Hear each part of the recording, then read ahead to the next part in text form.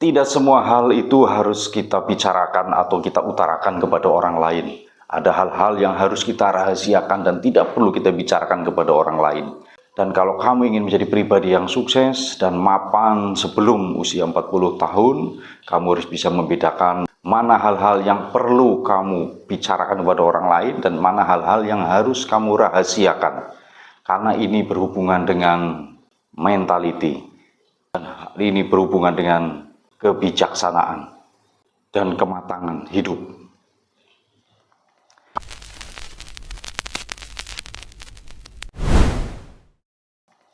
Di video kali ini saya akan membongkar 8 hal yang seharusnya kita rahasiakan daripada orang lain.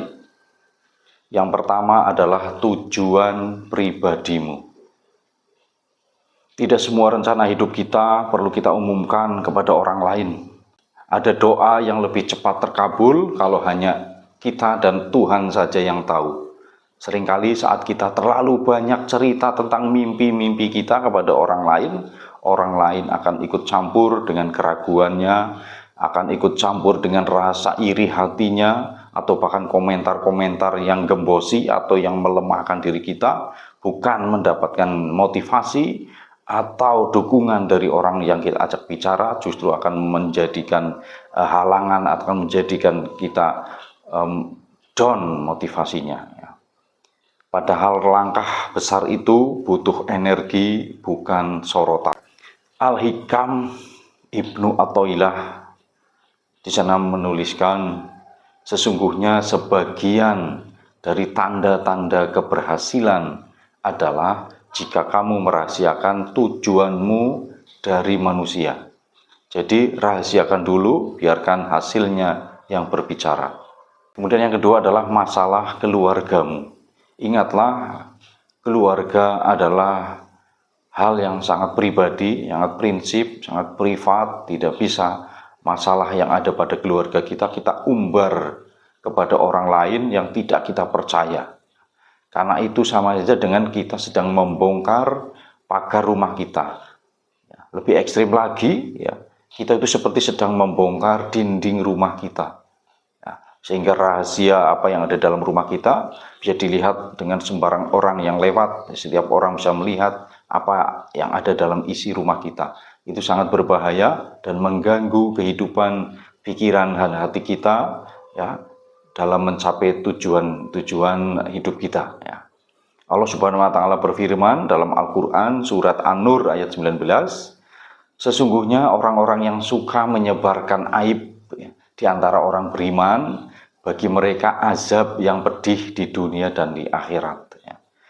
Itu ancaman dari Allah kepada orang-orang yang suka menyebarkan aib, yaitu azab yang tidak hanya di akhirat, bahkan di dunia Allah mengancam akan memberi azab yang pedih. Itulah, keluarga itu suatu kehormatan, maka kita seharusnya menjaga kerahasiaannya. Jika kalau sedang ada masalah di rumah tangga kita, dengan pasangan kita, dengan anak, dengan orang tua, maka hendaknya selesaikan di dalam keluarga, bukan diumbar-umbar keluar.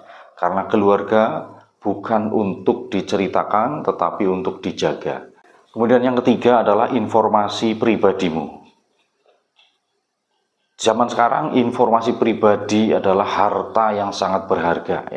Nama lengkap, alamat, tanggal lahir, isi rekening kita, nama orang tua kita, nama anak kita, dan sebagainya. Bahkan ada kadang kita ketemukan di medsos, foto KTP lengkap dengan NIK, foto SIM, itu sangat berbahaya.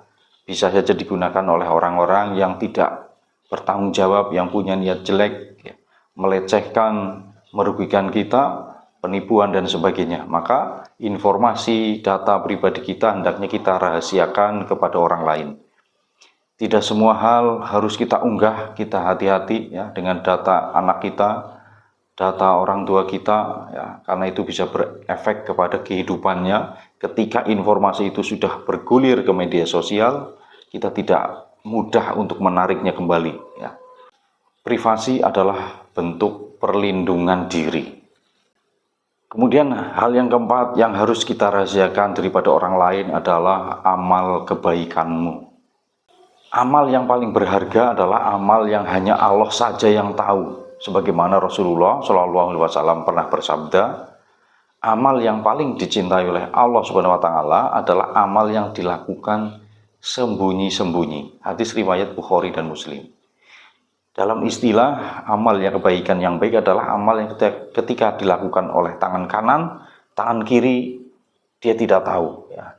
Apa yang terjadi zaman sekarang, tangan kanan memberi, tangan kiri selfie. Nah, itu kurang bijaksana. Ya. Itu akan mengganggu ketenangan batin kita, ya. Bahkan mengganggu dari pandangan mata orang-orang yang mempunyai rasa iri hati, mempunyai dengki, bahkan bisa menyakiti orang yang menerima bantuan kebaikan kita. Jangan takut untuk tidak dikenal, karena cukup Allah saja sebenarnya yang tahu, ya, tanpa perlu campur tangan dari manusia. Kadang amal yang tersembunyi justru memiliki cahaya yang terang benderang di sisi Allah Subhanahu wa taala. Kebaikan yang dirahasiakan menumbuhkan keikhlasan. Amal kebaikan, ya, jika dinampakkan kepada orang lain, ya, kita umbar kebaikan kita kepada orang lain, efeknya justru bisa menjadi bumerang kepada kita, yang menyerang kita, yang awalnya kita niatnya adalah baik, ya, membantu orang lain, membantu golongan tertentu, tapi karena kita umbar, kita akan terkesan tidak ikhlas, ya, dan kita bisa saja dan orang yang tidak menyukai kita atau yang menjadi musuh kita, ya, akan menyerang kita dari hal seperti ini. Ya. Kebaikan yang dirahasiakan itu menumbuhkan keikhlasan. Kemudian hal yang kelima yang seharusnya kita rahasiakan, ya, tidak perlu kita umbar kepada orang lain, adalah pendapat kita tentang topik yang sedang kontroversi. Ya. Di era media sosial saat ini, ya, semua orang itu ingin bicara, ya, ingin komentar, ya, tapi tidak semuanya harus kita umbar kepada orang lain. Ingat, ya, ada keluarga kita, ingat ada visi hidup kita. Ya. Kadang-kadang diam itu lebih bijak daripada benar-benar berbicara tapi menyakitkan orang lain. Ketika ada hal yang kontroversi yang bergulir di media sosial, ya, kadang-kadang ada golongan A dengan golongan B yang berseteru, dan kita memihak pada salah satu golongan itu, kemudian tanpa sadar atau kita gatal untuk komentar, kemudian untuk beropini di publik, ya, sehingga apa yang kita lontarkan ke media, ya, tidak mudah untuk kita hapus, tidak mudah untuk kita tarik, sehingga di sosial kita akan dicap sebagai pengikutnya golongan A atau pendukungnya golongan B. Maka golongan yang tidak sependapat dengan kita akan berusaha untuk menyerang kita, akan berusaha untuk menjatuhkan kita. Apapun yang terjadi justru akan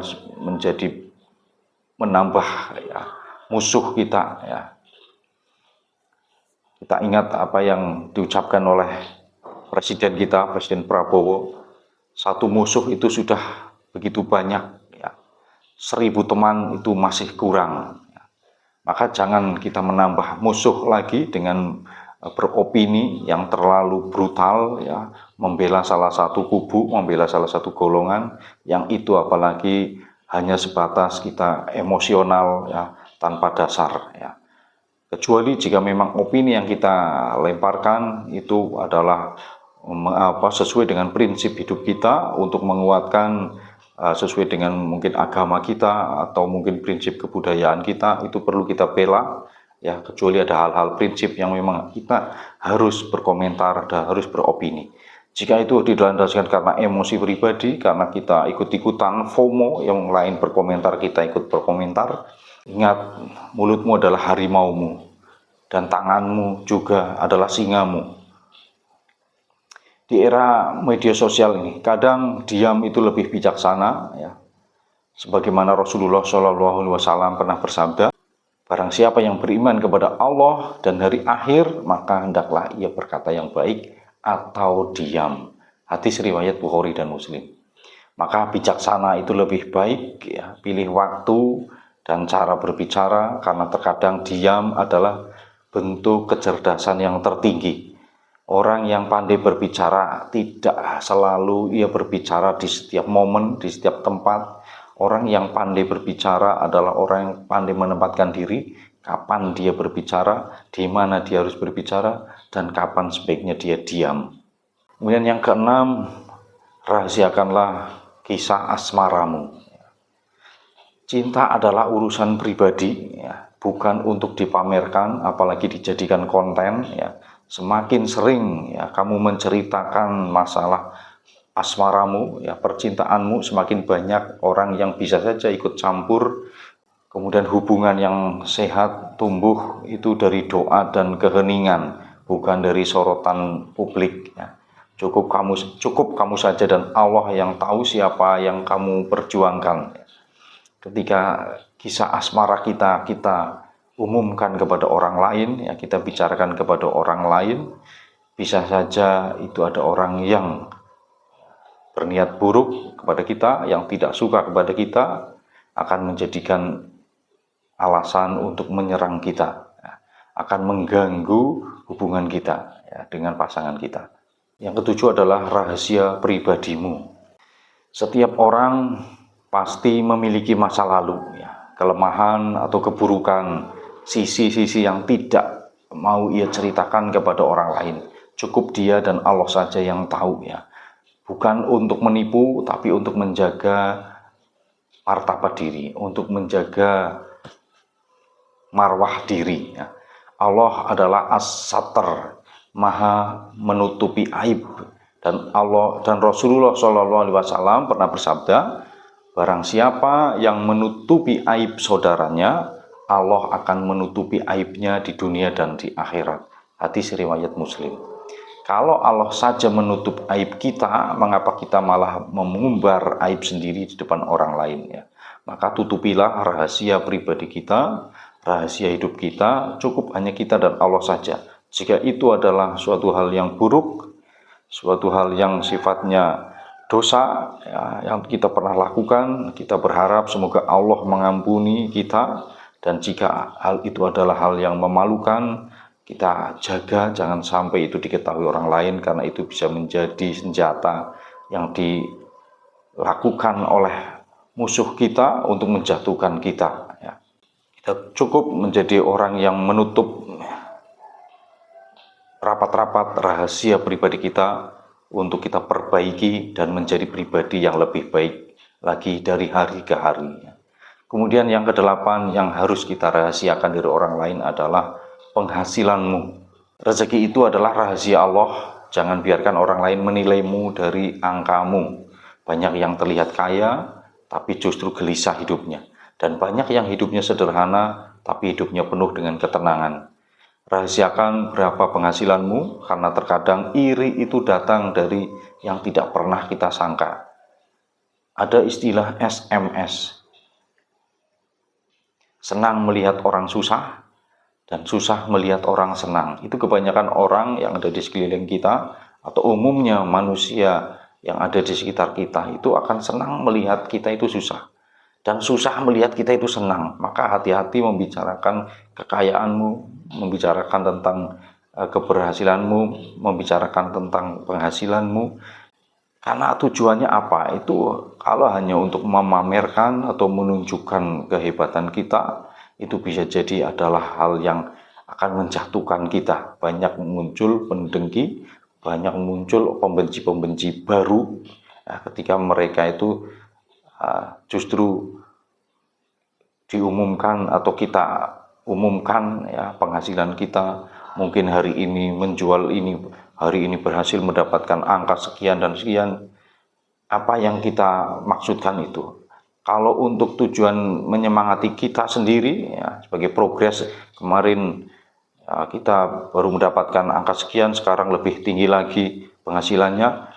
Oke, untuk motivasi diri kita atau mungkin tim kita lebih baik, ya. Tapi kalau untuk tujuan kita memamerkan, ya, atau mengumumkan apa yang kita dapatkan, nominal yang kita dapatkan, ya, dari hari ke hari ada peningkatan, misalnya, ya, itu bisa saja akan menimbulkan kecemburuan sosial, ya.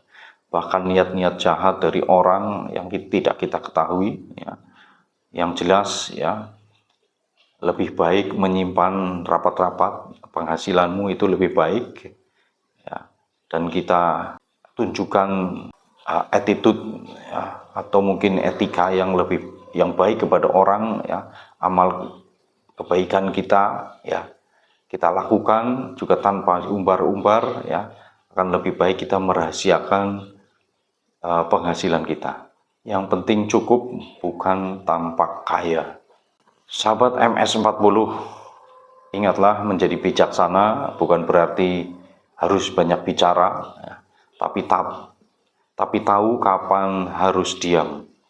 Menjadi sukses bukan berarti banyak dikenal, tapi hidup dalam ketenangan dan ridho Allah Subhanahu wa Ta'ala. Rahasiakan sebagian hidupmu bukan karena takut, tapi karena ingin menjaga keberkahan. Dalam diam ada kekuatan, dalam rahasia ada kedewasaan, dan dalam menjaga ada kemapanan sejati. Bijaksana bukan karena banyak tahu, tapi karena tahu kapan harus diam. Tenang sebelum tua, mapan sebelum 40.